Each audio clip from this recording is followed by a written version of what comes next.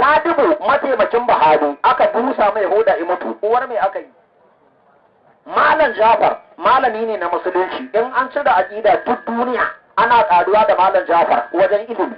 Yana sallah a masallaci aka je aka sa bindiga aka harbe shi da asuba, shari'a su yi gaban Allah.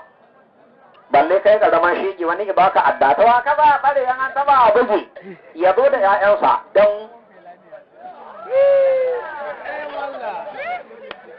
kuma duk wanda nake wa'azi ya zage ni a gefe ija haushi na ɗauki kwallon nan na ɗan gyara ta.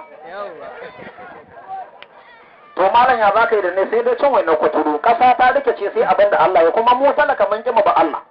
To kai talaka fa da za ku ɗane hayas. Nan madan nan mai rake a ce so ka wanka. Musamman kuma iyayenmu na ƙauye a ɗebo su a kanta nan da ke nan kwandon kaji nan turmi wani idan nutu sa kana Allah ya ga.